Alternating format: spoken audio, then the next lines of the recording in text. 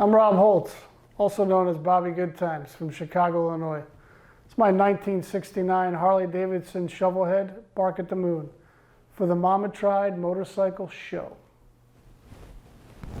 I've had this bike for about 10 years now. I originally bought it from Slippery Pete. The bike was originally painted and molded by Kendall Luckman.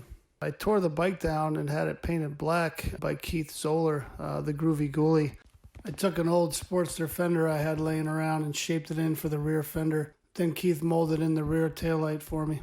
Had a set of aftermarket ape hangers on it, and I remember when I finished the bike, Pete one night asked me to borrow it one night. I wasn't hanging out, and I came in the next day, and one of the handlebars was bent straight up in the air, and I was like, Pete, what the hell happened to the bike? He's like, man, I can't remember. So I got some stainless round stock, and I went over to Bobby the Leg Middleton's in Lombard, and I just bent up a set of those bars that are on the bike today.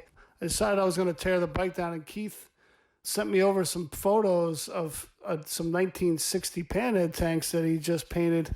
And I said, man, I got to have those tanks. And he sold them to me, and I decided to just kind of build the bike around those tanks, so I tore the bike down. The original motor was done by Smiley here in Northwest Indiana.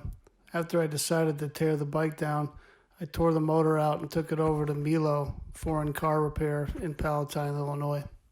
After I finished it the first time, there was a party at the old Bravetown, and there was about 30 people. It was like 2:30, 3 o'clock in the morning, and I decided I was going to finish my bike. And I remember firing the bike, and there was like 30 people around, and it was like one or two kicks, and I could have swore the song playing was Dio's Holy Diver. But apparently I was told that it was Ozzy Osbourne's Bark at the Moon.